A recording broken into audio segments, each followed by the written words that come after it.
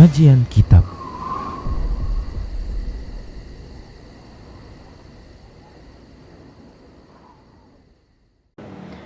Bismillah, assalamualaikum warahmatullahi wabarakatuh. Innal hamdalillah nahmaduhu wa nasta'inuhu wa nastaghfiruh wa na'udzu billahi min shururi anfusina wa min sayyiati a'malina. May yahdihillahu fala mudilla lahu wa may yudlilhu fala hadiya lahu. Wa ashhadu an la ilaha illallah wahdahu la syarika lahu wa ashhadu anna Muhammadan abduhu wa rasuluhu sallallahu alaihi wasallam. Qala Allah tabaraka wa ta'ala, ya ayyuhalladzina amanu taqullaha haqqa tuqatih wa la tamutunna illa wa antum muslimun. Ya ayyuhan nasu taqu rabbakumul ladzi khalaqakum min nafsin wahidah wa khalaqa minha zawjaha wa bassa minhuma rijalan katsiran wa nisaa'a. Wattaqullaha alladzi tasaaluna bihi wal arham innallaha kana 'alaikum raqiba. Ya ayyuhalladzina amanu taqullaha wa qulu qawlan sadida yuslih lakum a'malakum wa yaghfir lakum dhunubakum wa may yuti'illaha wa rasulahu faqad faza fawzan 'azima. Amma ba'd. Fa inna asdaqal haditsi kitabullah wa khairal huda huda Rasulillah sallallahu alaihi wasallam wa syarrul umuri muhdatsatuha wa kullu muhdatsatin bid'ah wa kullu bid'atin dhalalah wa kullu dhalalatin finnar. Para pemirsa Rasyad TV dan para pendengar Radio Medan Mengaji serta para pemirsa media sunnah yang turut serta menyiarkan kajian ini, kita akan melanjutkan dengan melakukan kajian, mengulang kaji atau murojaah dari pelajaran sebelumnya. Di pertemuan yang singkat ini kita akan mengulang kaji sedikit dari apa yang telah kita pelajari pada pertemuan sebelumnya, yaitu terkait dengan menggabungkan dua sholat antara maghrib, antara zuhur dengan asar atau maghrib dengan isya dalam kondisi tidak safar, dalam kondisi mukim. Baik para hamba Allah rahimani wa rahimakumullah, perlu kita ketahui bahwasanya menggabungkan dua sholat antara zuhur dengan asar, maghrib dengan isya tidaklah khusus dalam kondisi safar saja, namun boleh digabungkan dua sholat itu dalam kondisi mukim, ya. Berbeda dengan qasar, yaitu memendekkan sholat yang berjumlah 4 menjadi 2, itu kekhususan bagi orang yang safar saja. Syariat mengqasar sholat. Adapun menjamak sholat, menggabungkan dua sholat antara zuhur dengan asar, maghrib dengan isya, itu tidak khusus dalam kondisi safar saja, namun bisa dilakukan dalam kondisi mukim. Namun harus ada sebab-sebab yang membolehkan, sebab-sebab yang syar'i yang membolehkan hal tersebut. Di antara sebab-sebab itu adalah yang pertama adalah menggabungkan dua sholat tersebut karena hujan, dalam kondisi hujan. Baik para hamba Allah rahimani wa rahimakumullah, jumhur ulama mereka berpendapat bahwasanya boleh menggabungkan sholat zuhur dengan asar atau maghrib dengan isya dalam kondisi mukim disebabkan karena hujan. Berbeda halnya dengan pendapat Imam Malik rahimahullah. Beliau hanya berpendapat kebolehan menggabungkan dua salat itu ya khusus hujan di malam hari saja, adapun siang tidak. Baik, pendapat yang kuat adalah pendapat jumhur berdasarkan dalil berikut. Yang pertama adalah hadis Ibnu Abbas radhiyallahu anhuma. Beliau mengatakan, jama'a Rasulullah sallallahu alaihi wasallam baina dhuhri wal asri wal maghribi wal isya'i bil madinati fi ghairi khaufin wala matarin. Hadis ini hadis yang dikeluarkan oleh Imam Muslim dalam kitab sahihnya. Ibnu Abbas radhiyallahu anhuma mengatakan, dahulu Rasulullah sallallahu alaihi wasallam pernah menggabungkan antara zuhur dan asar, maghrib dan isya di Madinah. Berarti dalam kondisi tidak safar, ya. Di Madinah, bukan karena rasa takut yang mencekam seperti peperangan, ya, bukan juga karena hujan. Baik para hamba Allah rahimani wa rahimakumullah, penyebutan ya dalam riwayat hadis ini bahwasanya Nabi sallallahu alaihi wasallam menggabungkan salat duhur dan asar, maghrib dan isya di Madinah itu bukan karena adanya rasa takut disebabkan peperangan atau karena hujan, menunjukkan kebiasaan kalau menggabungkan salat di Madinah antara zuhur dan asar, maghrib dengan isya, ini mengesankan bahwasanya ya dilakukan penggabungan sholat zuhur dengan asar, maghrib dengan isya di Madinah dalam kondisi tidak safar itu atau dalam kondisi mukim itu pada umumnya adalah karena adanya peperangan ya atau dikarenakan adanya hujan. Demikian para hamba Allah rahimani wa rahimakumullah. Oleh karenanya kita dapatkan ternyata salah seorang sahabat Nabi sallallahu alaihi wasallam yaitu Abdullah bin Umar radhiyallahu anhuma ya, beliau juga ikut serta menggabungkan sholat ya, menggabungkan sholat karena hujan. Berdasarkan hadis Nafi rahimahullahu taala, anna ibnu Umar radhiyallahu anhu kana idza jama'a al-umara'u bainal maghribi wal isya' fil matari jama'a ma'ahum. Ya, dari Nafi rahimahullah bahwasanya Abdullah bin Umar radhiyallahu anhu dahulu apabila para pemimpin di wilayah ya itu menggabungkan antara maghrib dengan isya dalam kondisi hujan, maka beliau turut serta menggabungkan sholat bersama dengan mereka. Demikian hadis ini, hadis yang dikeluarkan oleh Imam Malik, Imam Baihaqi dengan sanad yang sahih. Baik para hamba Allah rahimani wa rahimakumullah, berikutnya penggabungan sholat disebabkan karena adanya kebutuhan yang mendesak, ya, karena keperluan yang sangat ya urgent, ya. Nah maka para hamba Allah rahimani warahmatullah, sebab berikutnya kebolehan untuk menggabungkan sholat antara zuhur dengan asar, maghrib dengan isya dalam kondisi tidak mukim, dalam kondisi mukim tidak safar, ya. Itu dikarenakan ada kebutuhan yang sangat mendesak ya. Baik para hamba Allah rahimani wa rahimakumullah, seperti contohnya ya seseorang atau seorang dokter yang ingin ya melakukan tindakan operasi ya terhadap pasiennya, maka baik itu pasien maupun dokter yang muslim ya, maka bila mereka ingin ya melakukan sholat karena ternyata prediksi dari tindakan operasi tersebut ini akan memakan dua waktu sholat seperti ya zuhur dengan asar ya atau maghrib dengan isya, maka yang seperti ini boleh untuk menggabungkan dua sholat tersebut ya.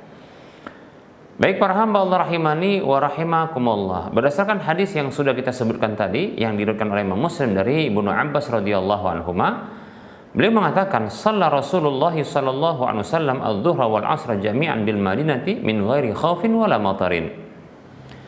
Dahulu Rasulullah sallallahu alaihi wasallam salat zuhur dan asar digabungkan di Madinah ya, bukan karena rasa takut dan juga bukan karena hujan. Maka Abu Quraib atau Sa'id mengatakan, qultu li Ibnu Abbas, aku bertanya kepada Ibnu Abbas radhiyallahu anhu, lima fa'ala dzalika, ya, untuk apa beliau sallallahu alaihi wasallam melakukan hal itu? Qala kaila yuharrija ummatahu. Beliau mengatakan agar itu tidak ya membebani atau memberikan rasa berat kepada umat beliau. Baik para hamba Allah rahimani wa rahimakumullah.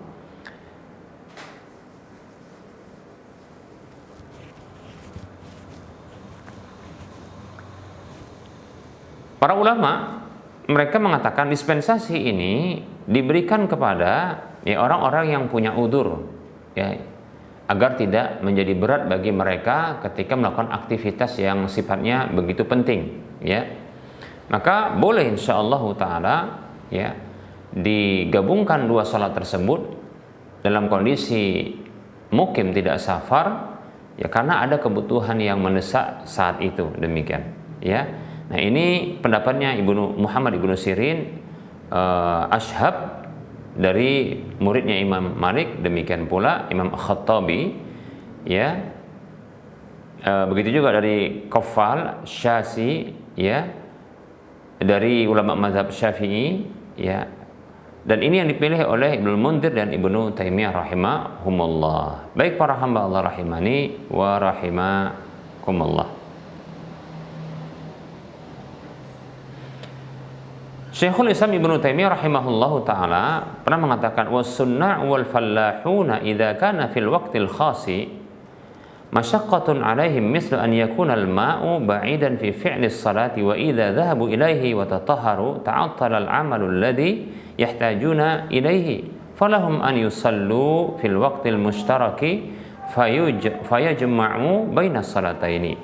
Kata Ibnu Taimiyah rahimahullah taala, ya, para pekerja-pekerja di bagian produksi, demikian pula para petani, apabila di waktu yang khusus mereka terdapat, ya, kesulitan yang berat bagi mereka, seperti contohnya air itu jauh, ya, dari mereka ketika hendak melakukan sholat, maka apabila mereka pergi untuk mencarinya dan bersuci ketika itu, ya, maka pekerjaan yang begitu penting, ya, ini akan mengalami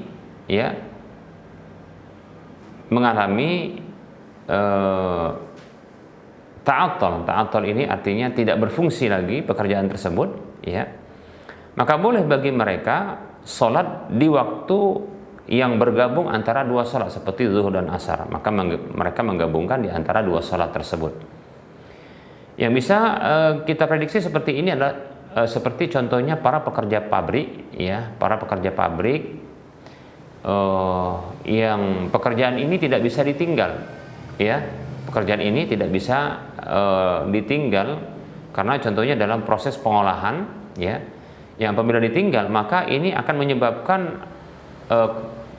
kerusakan, ya, atau sebuah peristiwa yang akan di luar kontrol, demikian, karena butuh pengawasan, demikian, ya. Dan ini tentunya mereka yang memahami hal tersebut. Maka boleh bagi para pekerja pabrik yang dalam kondisi seperti ini, yang mereka tidak lapang, ya, mereka bagian kontrol seperti dalam pengamatan atau pengawasan terhadap mesin, ya, begitu juga peleburan, ya, yang ini tidak bisa ditinggal seperti itu. Maka wallahu ta'ala alam, bila mereka muslim, maka boleh mereka menggabungkan dua sholat, ya, ketika mereka dapat giliran untuk bekerja, ya, sip pekerjaan dengan seperti itu. Wallahu ta'ala alam. Ini seperti yang difatwakan oleh Syekhul Islam Ibnu Taimiyah rahimahullahu ta'ala. Baik, berikutnya para hamba Allah rahimani rahimakumullah, boleh juga orang yang sakit, yang sakitnya begitu sulit untuk melakukan gerakan, ya, seperti contohnya orang sakit yang hanya di tempat tidur saja, atau bisa bergerak tapi sulit bagi dia, ya, butuh orang lain seperti itu, ya, butuh orang lain untuk memapahnya, ya, atau dia sangat sulit untuk bisa menjangkau tempat wudhu, begitu juga tempat sholat, demikian. Nah, sehingga orang seperti ini dibolehkan, ya, untuk menggabungkan dua sholat, ya, menggabungkan dua sholat. Nah, ini pernah terjadi orang yang sakit, ya, di masa Nabi SAW itu dengan sakit yang disebut dengan istihadah. Seorang sahabat wanita yang bernama Hamnah binti Jahshin, ya, yang mengalami istihadah, yaitu keluarnya darah dari kemaluannya sampai, ya, mengalir deras, ya, begitu. Maka beliau bersabda kepada Nabi SAW bersabda kepada Hamnah binti Jahshin ini, fa in ya qawiti ala an tuakhiri adh-dhuhra wa tu'ajjili al-'asra summa taghtasalina, ya, taghtasilina hinna tathurina wa tusallina adh-dhuhra wal 'asra jami'an summa tuakhirina al-maghriba wa tu'ajjilina al-'isha'a summa taghtasilina wa tajma'ina baina as-salataini faf'ali. Hadis ini hadis yang dikeluarkan oleh ya Imam Abu Daud, Tirmidzi dan Ibnu Majah, ya, dihasankan oleh Syekh Al-Albani rahimahullahu taala. Nabi Shallallahu alaihi wasallam bersabda kepada ya Hamnah binti Jahshin, seorang sahabat wanita yang mengalami sakit, ya, yang disebut dengan istihadah, keluarnya darah dari kemaluan beliau, ya, untuk ya beliau menggabungkan dua salat. Beliau bersabda, apabila engkau kuat untuk menunda ya salat zuhur dan menyegerakan nanti asar, kemudian engkau mandi sehingga engkau bersih, ya, dan engkau salat zuhur dan asar dengan cara digabungkan. Kemudian engkau pun salat maghrib, engkau menunda salat maghrib, kemudian engkau menyegerakan salat isya, artinya digabungkan. Kemudian engkau mandi dan menggabungkan antara dua salat tersebut, maka lakukanlah demikian, ya. Baik para hamba Allah rahimani wa rahmakumullah.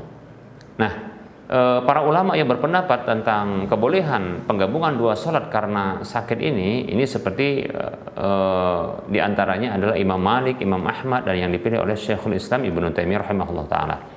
Walaupun Imam Asy-Syafi'i rahimahullahu taala beliau tidak berpendapat seperti ini, namun pendapat yang kuat adalah boleh, ya, karena pernah terjadi di zaman Nabi SAW seorang wanita yang sakit, ya, itu diperintahkan Nabi SAW untuk menggabungkan dua salat. Demikian, ya.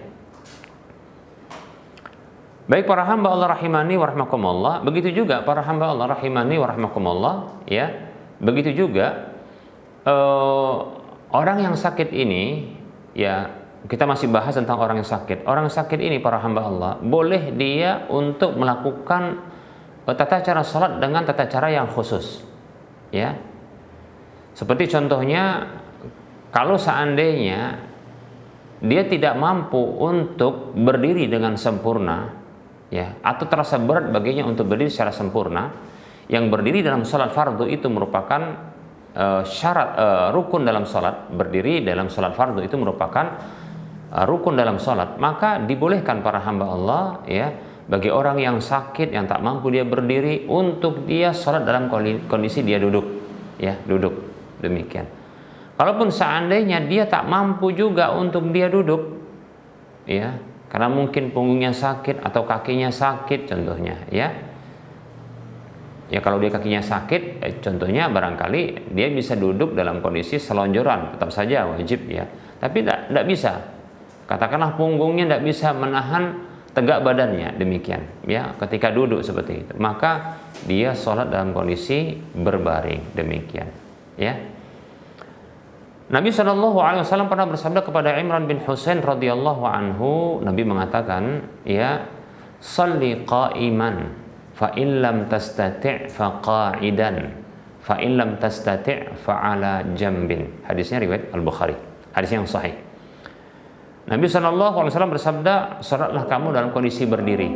Kalau kamu tak mampu, maka kamu salat duduk. Kalau kamu tak mampu, maka di atas, ya, rusuk sebelah kanan. Yaitu maksudnya posisinya adalah, ya, kita menghadap kiblat, lalu kepala kita di arah sebelah kanan kiblat, lalu kaki kita itu ke arah kiri kiblat, ya. Nah seperti itu. Sementara wajah kita, ya, itu menghadap ke arah kiblat. Ini cara yang pertama. Cara yang kedua, kalau tidak bisa seperti itu, maka berbaring dengan meselonjorkan kaki ke arah kiblat. Lalu bahagian punggung kita ini disanggah dengan sesuatu yang bisa lebih tinggi, lalu bahagian dada kita atau wajah kita menghadap ke arah kiblat. Nah seperti itu, ya. Tinggal memilih mana saja yang mudah, tapi caranya seperti ini. Demikian para hamba Allah rahimani wa rahmakumullah, ya, terkait dengan, ya, penjelasan penggabungan dua salat ini, ya, penggabungan dua salat ini beserta dengan penjelasan terkait dengan tata cara salat orang yang sakit, demikian, ya. Insyaallah taala kita akan lanjutkan pada pertemuan yang akan datang. Kita cukupkan karena sudah masuk waktu salat zuhur untuk wilayah Medan dan sekitarnya. Seperti biasa sebelum kita mengakhiri perjumpaan, kita berikan motivasi kepada saudara seiman, saudara seislam. Ayo mari kita berdonasi membantu penyelesaian pembangunan Masjid Al-Muwahhidin, ya, yang insya Allah akan menjadi Islamic Center, pusat kajian Islam di wilayah Medan dan sekitarnya insya Allah Ta'ala yang berbasis sunnah. Ya, silakan kirimkan ya infak fisabilillah Anda di nomor rekening berikut ini: Bank Syariah Indonesia di nomor 7127485555 atas nama Yayasan Lajnah Dakwah Medan kode bank 451. Semoga Anda termotivasi dan semoga bermanfaat. Mohon maaf atas segala kekurangan. Kita ketemu lagi di lain kesempatan. Wassallallahu ala Muhammad wa ala alihi wa ashabihi ajma'in. Subhanakallahumma wa bihamdika asyhadu an la ilaha illa anta astaghfiruka wa atubu ilaika walhamdulillahi rabbil alamin. Wassalamualaikum warahmatullahi wabarakatuh.